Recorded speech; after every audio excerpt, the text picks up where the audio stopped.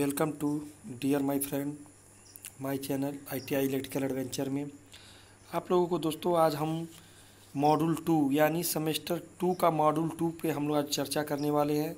Basic wiring practice, ठीक है। इसमें वायरिंग के संबंधित जितना भी उपकरण टूल्स हैं सभी के बारे में क्वेश्चन बनेंगे, या जो भी आपके हाउस वायरिंग है, औद्योगिक वायरिंग है, सभी पे क्वेश्चन है। सभी पे क्वेश्चन हम लोग यहाँ पे सॉल्व करेंगे, ठीक है। तो बहुत अच्छा सा टॉपिक है और ये आपके जो एग्ज़ाम के CBT एग्ज़ाम के परस्पेक्टिव से बहुत ही इम्पोर्टेंट वीडियो है। आप इसे मिस मत करिएगा। वायरिंग चैप्टर में लगभग आपके 70 MCQ हैं। 70 MCQ हैं आपके जो बहुत इम्पोर्टेंट हैं। 70 MCQ, ठीक है। तो 70 MCQ को हम लगभग 2-3 पार्ट में हम यहाँ पे सॉल्व करने की कोशिश करेंगे, ठीक है। अगर वीडियो अच्छा लगे तो लाइक और शेयर ज़रूर करिएगा। जो भी आपके पास स्टडी ग्रुप है उसमें ज़रूर शेयर कीजिएगा, ठीक है। ठीक है, अब 41 नंबर क्वेश्चन दिया है, ठीक है। इसको हम करेंगे। इसमें लिखा how the conduit pipe are specified, यानी कंड्यूट पाइप कैसे निर्दिष्ट किया जाता है, ठीक है। लंबाई के मीटर से, या दीवार की मोटाई mm में, या आंतरिक व्यास mm में, या बाहरी डायामीटर mm में। तो ये पूछ रहा है जो पाइप की साइज है हम कैसे लेते हैं। दीवार पे तो कोई डिपेंडेंट नहीं होता, हमको जितना वायर डालना होता है उसी के ऊपर पाइप की मोटाई हमारी निर्दिष्ट की जाती है यानी ली जाती है। तो यहाँ ऑप्शन नंबर जो डी है वो करेक्ट होगा कि बाह व्यास के mm में। जो भी आपकी पाइप होती है mm में होती है, या 39 या इससे अधिक पाइप आप ले सकते हैं, ठीक है। 42 नंबर है रिवाल्वर फ्यूज, यानी पुनः तार बांधने योग्य फ्यूज के लिए फ्यूजिंग फैक्टर क्या है। तो इसके लिए तो दोस्तों आपका फ्यूजिंग फैक्टर होता है आपका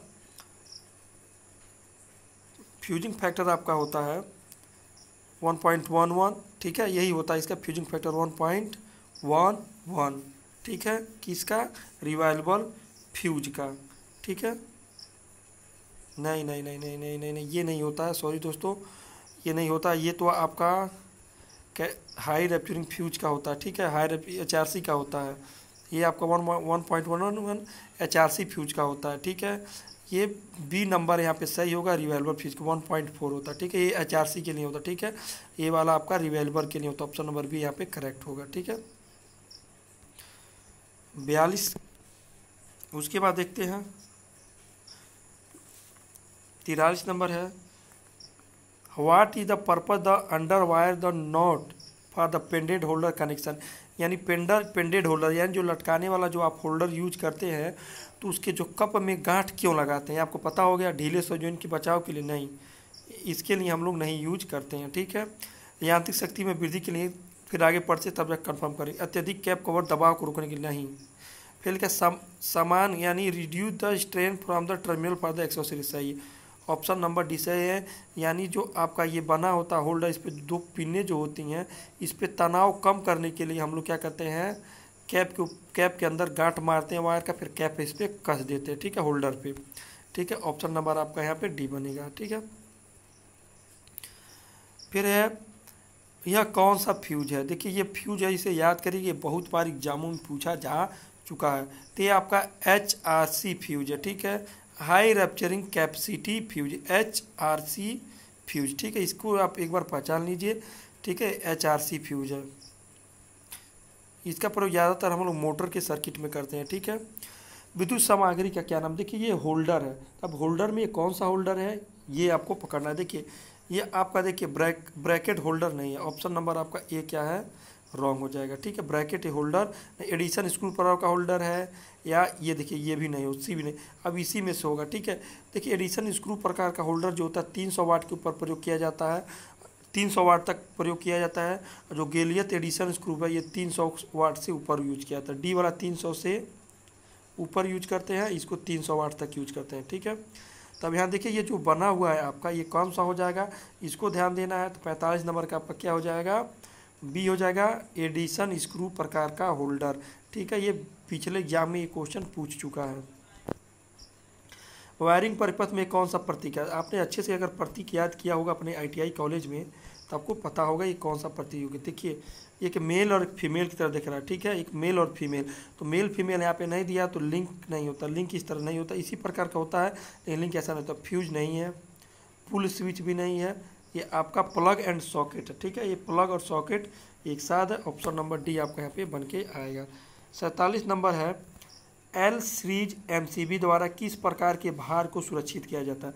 यहाँ पे एल सीरीज क्या लगता है, तो मोटर के लिए होगा कि गीजर के लिए।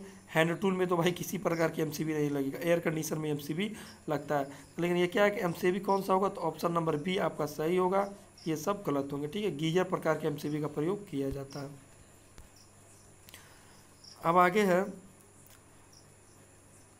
किस प्रकार का स्विच स्क्यूटी में प्रयोग है, यानी which the switch use the circuit, मतलब किस प्रकार का स्विच। देखिए ये आपका मैं बता दूं, ये जीने की वायरिंग का सर्किट डायग्राम है, ठीक है, जीने के वायरिंग का सर्किट डायग्राम। अगर आपने इसका वीडियो नहीं तो इलेक्ट्रीशियन का प्रैक्टिकल का एक हमने वीडियो बनाया है जीने के वायरिंग के लिए, अच्छे से करके भी दिखाया है, तो आप वहाँ इसे देख सकते हैं, ठीक। तो ये क्या होगा, जीने के वायरिंग में 2 वे स्विच का प्रयोग होता है, 2 2 वे का प्रयोग होता है, तो 2 वे स्विच ऑप्शन नंबर आपका भी यहाँ पे सही होगा, ठीक है। इंटरमीडिएट स्विच का प्रयोग वहाँ किया जाता है जहाँ एक बल्ब को 3 जगह से कंट्रोल किया जाता है, ठीक है। 49 नंबर है, कम धारा रेटेड केबल को उच्च धारा भार, यानी अगर मान लीजिए आपकी ये कह रहा है कि अगर कम रेट की केबल है, जो कम धारा को यानी करंट को ले जाने वाली केबल है, मान लीजिए 1 एम्पियर ले जाने वाली केबल, इसको अगर 3 एम्पियर दे देंगे तो क्या होगा, ये क्या होगा, वायर खराब होगा, ये अत्यधिक लोड के कारण ये गर्म होगा, गर्म होने से क्या हो जाएगा, खराब हो जाएगा। वोल्टेज पाथ बढ़ता है तो बढ़ता है, सही है, लेकिन इससे भी ज़्यादा लोड करंट बढ़ेगा, ये भी सही है, लेकिन यहाँ पे डिपेंड नहीं करेगा, वोल्टेज पाथ घटेगा, गलत, ये भी गलत। ऑप्शन नंबर डी आपका सही है, गर्मी के कारण केबल क्या हो जाएगा, आपका खराब हो जाएगा, ठीक है। ये कौन सा, देखिए ये आपका एल्बो है, अगर आपने हाउस वायरिंग कराया हो तो ये आपका एल्बो, ठीक है, ठोस बैंड एल्बो दिखने में तो सही है, ठोस एल्बो है, यही है, निरीक्षण है या निरीक्षण एल्बो है, इंस्पेक्शन। तो ये कहा जाए तो जो आपका एल्बो है यानी बैंड है आपका, तो ये निरीक्षण बैंड है, ठीक है, इंस्पेक्शन बैंड है, ऑप्शन नंबर आपका सी होगा। यानी जैसे मान लीजिए आप वायर का प्रयोग कर रहे हैं, यानी वायर इसमें कितने वायर डाले हैं, तो यहाँ से स्क्रू के माध्यम से इसे खोल लेंगे और वायर को आप चेक कर सकते हैं, ठीक है, ये इंस्पेक्शन बैंड है, ठीक है, ऑप्शन नंबर आपका सी सही है, ठीक है, स्क्रू से आप पहचान लीजिएगा। 51 नंबर है, how many 2 way switch the intermediate switch are use the control 1 lamp from 3 difference पहले, मध्यवर्ती स्विच के साथ करने कितने 2 वे स्विच एक लैंप को 3 अलग अलग स्थानों से नियंत्रित कर सकते हैं, ठीक है। तो जो मध्यवर्ती स्विच आपका इसमें लगता है एक ही लगेगा और दोनों तरफ एक एक 2 वे लगेगा, यानी 2 2 वे लगता है, ठीक है। तो टोटल आपका यहाँ पे 3 स्विच लगने चाहिए, ऑप्शन नंबर आपका सी है, ठीक है। यहाँ पे इंटरमीडिएट लग जाएगा, यहाँ 2 वे लग जाएगा और यहाँ पे भी 2 वे लग जाएगा, ठीक है। ऐसा मैंने एकदम प्रैक्टिकल हूबहू करके एक इलेक्ट्रीशियन प्रैक्टिकल नाम का हमारे चैनल में प्लेलिस्ट है, आप उसको जाकर देखिएगा, अच्छे समझ लेंगे कि एक बल्ब को 3 जगह से कैसे कंट्रोल किया जाता है, ठीक है, प्रैक्टिकल के रूप में समझाया गया है। 52 नंबर है, कंसील्ड वायरिंग का क्या फ़ायदा है, संभालने में आसान होता है। कंसील्ड वायरिंग समझते किसको कहते हैं, जो दीवार के अंदर की जाती है, मतलब दीवार फोड़ के खिचड़ी काट के जो की जाती है उसे कंसील्ड वायरिंग कही जाती है। तो क्या संभालने में आसान होती है, कम वोल्टेज ड्रॉप होता है, कि इंसुलेशन अधिक होता है और नमी से सुरक्षा होती है। देखिए जो कंसील्ड वायरिंग होती है प्लास्टिक के पाइप में की जाती है, इसलिए उसमें नमी से सुरक्षा होती है, तो ऑप्शन नंबर आपका डी यहाँ पे सही होगा, अदरवाइज गलत होंगे, ठीक है। What is the name of diagram, आरेख का नाम बताइए। देखिए जो ये आरेख है आपका स्थापना है, यानी इंस्टॉलेशन है, लेआउट है या वायरिंग डायग्राम है, सर्किट डायग्राम, तो आपका वायरिंग डायग्राम कराएगा, ठीक है, ये आपका सर्किट डायग्राम कहलाएगा, ठीक है, ये आपका क्या कहलाएगा, सर्किट डायग्राम कहलाएगा, कि ऐसे यहाँ एक बल्ब लगा देंगे, ये 2 वे 2 स्विच लगा देंगे, इस तरह से इसे हम लोग क्या करेंगे, कनेक्ट करेंगे, तो ये आपका क्या कहलाएगा, सर्किट डायग्राम, ठीक है। कोई भी प्रैक्टिकल करने से पहले हम लोग किसका काम क्या करते हैं, या कोई इंस्टॉलेशन से करने सर्किट डायग्राम बनाया जाता है, ठीक है। What is the fusing factor of high rapturing capacity fuse, 54 number का क्या है, तो जो इसका जो हाई रैप्चरिंग कैपेसिटी फ्यूज होता है इसका 1.11 होता है, ठीक है। चौवन का आपका क्या होगा 1.11 हाई रैप्चरिंग फ्यूज का शक्ति गुणांक होता है, यानी फ्यूजिंग फैक्टर होता है, ठीक है। समझ गए होंगे आप लोग। इसी के आधार पे आपको 42 नंबर क्वेश्चन हमने आपको बताया था, 42 नंबर क्वेश्चन में गलती से हमने 1.11 बता दिया था, लेकिन उसका 1.4 था, ठीक है। 1.4 किसके लिए होता है, रिवाइलेबल फ्यूज के लिए होता है, HRC फ्यूज के लिए 1.11 होता है, ठीक है। ये याद रखिएगा, बहुत ही इंपॉर्टेंट चीज़ है, ये हमेशा क्वेश्चन पूछता है। फिर लिखा है which type of relay can be operate of both AC and DC, यानी AC DC से कौन रिले है जो प्रचालित होता है, ठीक है। 55 नंबर, तो देखिए 55 नंबर का जो क्या होगा, फेरिड रिले होगा, उसमें रिले होगा, ये इम्पल्स रिले हो जाएगा, ड्राई रीड रिले होगा, ठीक है। तो इसके लिए हम लोग इम्पल्स आवेग रिले का प्रयोग करते हैं, जहाँ पे AC DC दोनों पे ऑपरेट करना होता है, ठीक है। 56 विद्युत उपकरण में प्रयुक्त सामग्री क्या है, देखिए ये प्रकार कहा जाए तो ये आपका एक प्रकार का ये प्लग है, इनपुट प्लग है। इसका प्रयोग ज़्यादातर हम लोग इस्त्री में करते हैं, इस्त्री के पीछे पुराने टाइप की इस्त्री जो होती हैं उसमें ये इनपुट हो जाता था, ठीक है। या इस समय आप लैपटॉप के चार्जर में देखेंगे, लेकिन उसमें 3 पिन देंगे, ठीक है। 3 पिन देखेंगे तो 2 पिन है, तो ये 2 पिन का एक प्लग है, ठीक है। ये 2 पिन का प्लग है, ये कन्फर्म है, लेकिन और भी 3 पिन प्लग है, या सीधे प्रवेश के साथ स्लो संयोजक के बगल प्रवेश है। तो ऑप्शन नंबर देखा जाए 56 का आपका C होगा कि ये iron conductor with direct entry, यानी सीधे प्रेस में ये लगाया जाता है। जैसे आपका प्रेस इस तरह बना होगा, ठीक है, जो प्रेस इस तरह बना होता है आपका, तो ये सीधे इस यहाँ पे कनेक्ट हो जाता है, ठीक है। लेकिन इस समय जो वर्तमान प्रेस हैं, इस मॉडल के प्रेस आना बंद हो चुके हैं, ठीक है। इस मॉडल का जो जहाँ लगता है वो प्रेस हाई कैपेसिटी के आपके प्रेस बने होते थे, ठीक है। तो इसका होगा जो सीधे प्रवेश लो संयोजक, ठीक है। सामग्री प्रतीक का क्या नाम है, ये जो आपका सिंबल बनाया गया है ये किस प्रकार का प्रतीक है, ठीक है। तो ये जो आपकी सिंबल बनाई गई है, ठीक है, देखा जाए तो ये बेल पुश है, 2 वे है, या 2 ध्रुवन्वय स्विच, या बहुस्थिति एकल स्विच है। तो 57 का क्या हो जाए, बहुस्थिति एकल ध्रुव, यानी बहुस्थिति क्या है, सिंगल वे स्विच है, ठीक है, सिंगल पोल स्विच है। 58 नंबर है घरेलू तार में लचीली तारों का क्या उद्देश्य है, ठीक है। कनेक्टिंग वायरिंग के लिए, मतलब लचीली वायर के बारे में बात कर रहा है कि अगर लचीली वायरिंग क्यों घरेलू वायरिंग में करते हैं, मतलब संयोजन वायरिंग के लिए, परमानेंट कनेक्शन के लिए, रन केबल के लिए, या कनेक्शन ट्रांसटेबल एप्लीकेशन के लिए। तो यहाँ पर देखा जाए, देखिए option number 1 A B C तीनों गलत होगा, यानी ट्रांसटेबल उपकरण कनेक्शन, यानी कनेक्शन ट्रांसटेबल एप्लीकेशन। कहने का मतलब ये है लचीली तारे का प्रयोग हम इसलिए करते हैं क्योंकि हमारे जो उपकरण होते हैं अलग अलग जगह पर होते हैं, अगर फ्लेक्सिबल केबल नहीं होता तो हर एक उपकरण के पास हम लोग वायर को पहुँचा नहीं पाएंगे। दिया 59 number which type of the circuit breaker is use एबो 100 एम्पियर करंट रेटिंग, यानी किस परिपथ भंजक का, यानी सर्किट ब्रेकर पूछा गया, यानी 100 एम्पियर के ऊपर। तो देखिए मैं आपको बता दूं, मिनिएचर सर्किट ब्रेकर का हम लोग प्रयोग मिनिएचर सर्किट ब्रेकर का प्रयोग करेंगे यहाँ पे, या ELCP का करेंगे, या मोल्डेड केस सर्किट ब्रेकर, या रिजुअल सर्किट ब्रेकर का प्रयोग करेंगे। तो देखिए मैं आपको बता दूं MCB का प्रयोग क्या होता है। MCB आपका 0.5 एम्पियर से लेके 63 एम्पियर तक के बनाए जाते हैं, ठीक है। MCB अर्थ लिखिए सर्किट ब्रेकर जो है हमें करंट का झटका लगने से बचाता है, ठीक है। और DB हमारा यही करता है, करंट लगने से सर्किट को बचाता है। बच गया आपका C, यानी A B और D खत्म हो गया, यानी मोल्डेड के सर्किट ब्रेकर का उपयोग हम लोग 100 एम्पियर से अधिक के सर्किट ब्रेकर में इसका प्रयोग करते हैं, ठीक है।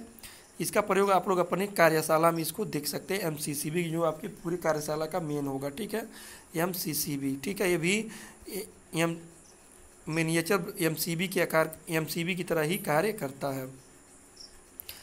तांबे के फ्यूज तार पर टिन कोटिंग का क्या उद्देश्य है, ठीक है, यानी तांबा का तार है उसके ऊपर टीने का क्या चढ़ा गया, लेप लगाया। देखिए टीने का लेप लगाने सबसे मुख्य कारण जो होता है मैं बता दूं आपको, जब VI केबल का प्रयोग किया जाता है, ठीक है, VR केबल का, तो VR केबल में उसके जो रबड़ होता है उसमें सल्फर मिला होता है, ठीक है। रबड़ को टाइट करने के लिए उसमें सल्फर मिलाया जाता है, तो वह सल्फर जो है आपके तांबे से क्या करता है, क्रिया करता है।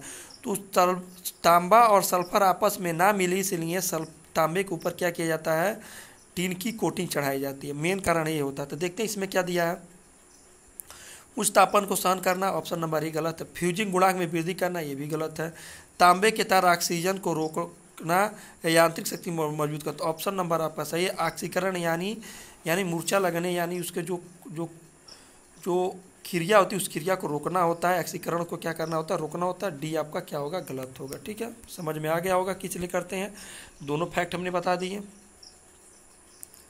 Which the name of the 4 insulated conduction group, यानी 4 वायर लगे हैं तो इसको किस ग्रुप में रखा जाएगा। ठीक है, पेयर क्रोड रखेंगे, क्रोड कहेंगे, क्वाड कहेंगे या परत कहेंगे। देखिए तो इसको हम लोग जहाँ 4 वायर लगे हैं तो कुछ नहीं कहेंगे, तो हम लोग सीधे इसे क्वाड कहेंगे। ठीक है, 3 कोर लगता है, 4 कोर रखता है, लेकिन जब यहाँ जब 4 द्वारा 4 चालक है इसे हम लोग क्वाड कहेंगे। ठीक है, आपको पता होगा अभी जीके में अगर बात करें तो अभी क्वाड मीटिंग बैठी थी जिसमें अमेरिका, ब्रिटेन, फ्रांस और कई देश आपस में शामिल हुए थे क्वाड की मीटिंग में। ठीक है, क्वाड मतलब 4 होते हैं, याद रखिएगा।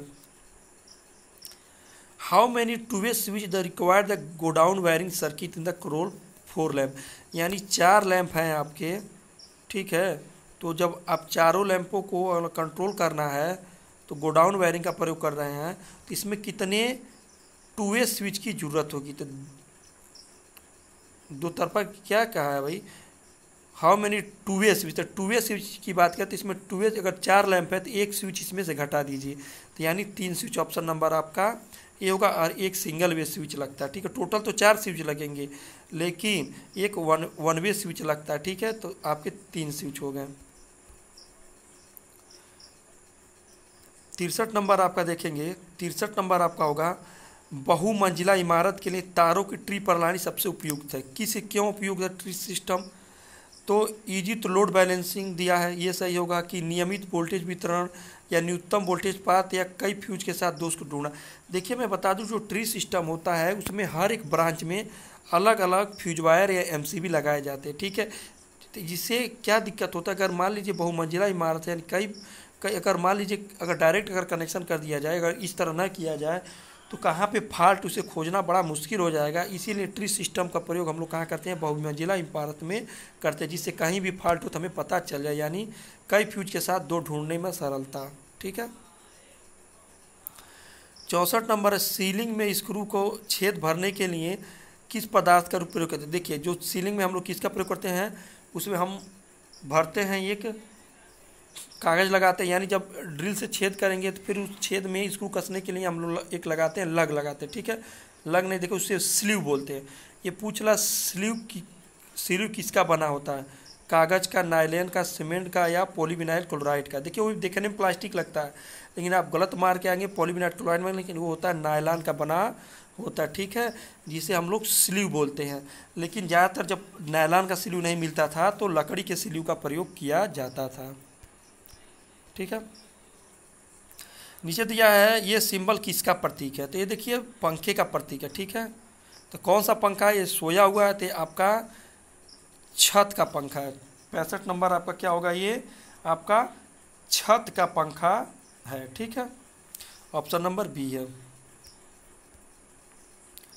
44 नंबर है, रिले का क्या नाम, जो ये आपका रिले बना है, देखिए इम्पल्स रिले है या ड्राई रिले है या विद्युत चुंबकीय रिले है या पारा गीला यानी पारा वेटेड कॉन्ट्रैक्ट रिले है। तो जो आपका जो ये रिले आपको दिख रहा है, ये आपका रिलो जो 66 नंबर आपको दिया हुआ है, ये आपका हो जाएगा B number, dry reed relay. ठीक है, ड्राई रीड रिले है। ठीक है, ठीक है, यहाँ पे दोनों क्या है आपस में जैसे हीट होंगे और जैसे आपस में सटेंगे वैसे ही सप्लाई आपका क्या हो जाएगी, कट हो जाएगी, रिले अपना काम करना बंद कर देगा। ठीक है, ड्राई रिले है।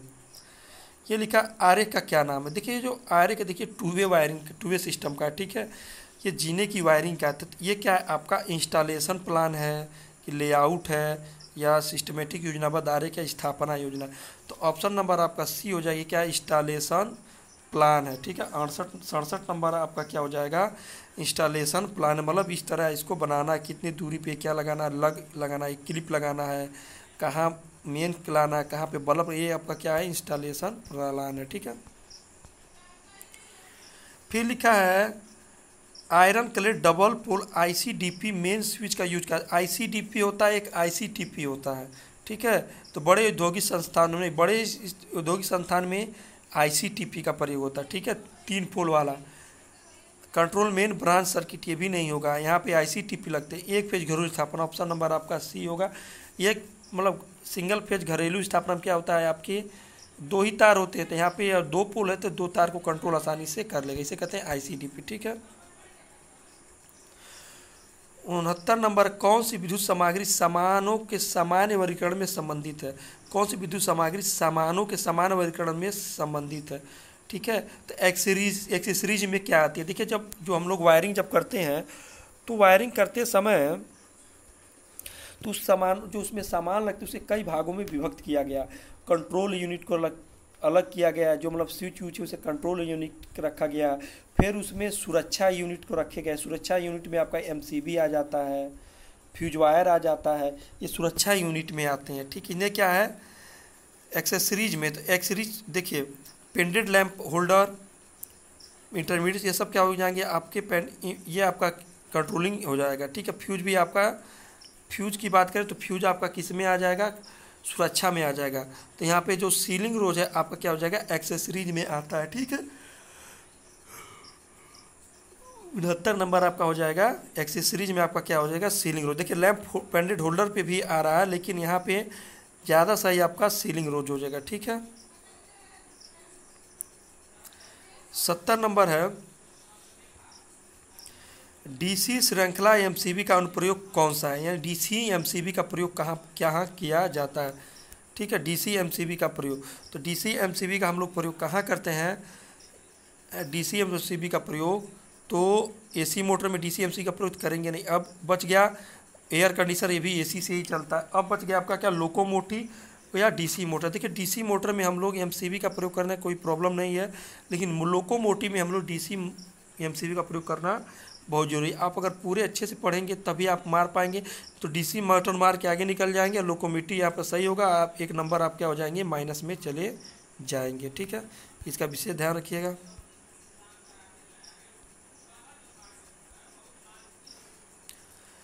इकहत्तर नंबर है, what term of the time taken by fuse the interrupt the circuit fault? दोष में सर्किट को बाधित करने के लिए फ्यूज द्वारा किया गया समय क्या कहेगा? यानी मान लीजिए कोई आपका फ्यूज है, तो कितना समय में वो दोष उसको दूर करता है, मतलब कितने समय में वो डिटेक्ट करके अपने आप फ्यूज उड़ जाता है, वो समय पूछा है। तो समय गुणांक टाइम फैक्टर नहीं कहेंगे, फ्यूजिंग फैक्टर नहीं कहेंगे, या कट ऑफ गुणांक कहेंगे, या फ्यूजिंग धारा कहेंगे, ठीक है। तो 71 नंबर आपका हो जाएगा सी, कट ऑफ गुणांक, मतलब कितने समय में लाइन को कट करता है उसे कहते हैं आप लोग कट ऑफ गुणांक, ठीक है। ऑप्शन नंबर आपका सी बनेगा। 72 नंबर, वायरिंग की ट्री सिस्टम की स्थापना सबसे उपयुक्त है। देखिए, ट्री सिस्टम पूछा, फिर ट्री सिस्टम हम लोग पहले ही पढ़े हैं। ट्री सिस्टम का प्रयोग कहाँ किया जाएगा, जहाँ पे हमें ज़्यादा बहुमंजिली इमारत में, ठीक है। औद्योगिक वायर घरे इसमें नहीं करेंगे, ट्री सिस्टम में औद्योगिक में नहीं करेंगे, घरेलू वायर में नहीं करेंगे, बहुमंजिला इमारत में हम लोग क्या करेंगे, ट्री सिस्टम का प्रयोग करते हैं, ठीक है। सुरक्षित ठंडा मोड़ने के लिए पीवीसी नल का अधिकतम आकार क्या होना चाहिए, ठीक है। मतलब पीवीसी को मोड़ना, इसे मोड़ने के लिए जो होता है सबसे कितना होता है, 25 mm तक के आप मोड़ते हैं तो बहुत सही कहलाता है, ठीक है, 25 mm तक। आगे है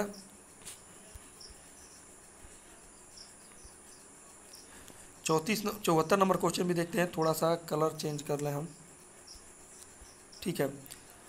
होम थिएटर वायरिंग और पावर वायरिंग के लिए अलग वायरिंग या सफरिंग क्यों जाती है? यानी कहा जा रहा है कि पावर वायरिंग को क्यों अलग रखा जाएगा, और जो आपकी होम थिएटर वायरिंग क्यों अलग करते हैं? बिजली के आव के बचाव के लिए नहीं, रिड्यूस शक्ति हानि को कम करेंगे, बिजली के व्यक्तिकरण, यहाँ एवॉइड द इलेक्ट्रिकल इंटरफेरेंस, यानी बिजली के इंटरफेरेंस यानी व्यक्तिकरण के बचाव के लिए हम लोग इसका प्रयोग करेंगे, ठीक है। 75 नंबर क्वेश्चन है, यह परिपथ आरेख कौन सा? देखिए, आपका जो परिपथ आरेख हमने इसका प्रैक्टिकल भी कराया है और प्रैक्टिकल यहाँ तक लिखवाएं भी हैं। ये आपका वो कहलाएगा गोडाउन वायरिंग, ठीक है। ये आपका क्या कहलाएगा, गोडाउन वायरिंग, ठीक है। सुरंग वायरिंग क्या होती है अभी हमने आपको बताया, इसे कहते हैं हम लोग गोदाम की वायरिंग। गोदाम की वायरिंग आपको हम बता दें, जैसे मान लीजिए गोदाम इसी तरह लंबा ही होता है, ठीक है, गोदाम इसी तरह लंबा होता है। तो मान लीजिए गोदाम में इस साइड से आप घुसते हैं तो इस स्विच को ऑन करेंगे, तो इस स्विच को ऑन करेंगे तो ये आपका बल्ब क्या हो जाएगा, जल जाएगा, ये बल्ब जल जाएगा। फिर आप आगे बढ़ेंगे, इस स्विच को दबाएंगे तो ये बल्ब बुझ जाएगा, ये वाला ऑन हो जाएगा। फिर यहाँ जब चले आएंगे तो ये ऑन होगा, इसे दबाएंगे तो ये ऑन हो जाएगा, ये बंद हो जाएगा, ठीक है। फिर इसको दबाएंगे तो ये वाला बंद होगा, ये वाला ऑन हो जाएगा, ठीक है। इस तरह गोडाउन वायरिंग की जाती है। फिर जब इधर से जाएंगे तो यही प्रक्रिया दोहराएंगे तो लास्ट में सारे बल्ब क्या हो जाएंगे, आपके बंद हो जाएंगे। ये होता है गोडाउन वायरिंग, ठीक है। आज हमने 35 क्वेश्चनों का हल किया है और इस सीरीज में 35 क्वेश्चन और हैं, तो उस क्वेश्चन को हम अगले पार्ट में डिस्कस करेंगे। वीडियो आपको इन्फॉर्मेटिव लगे तो दोस्तों को आप ज़रूर शेयर कीजिएगा।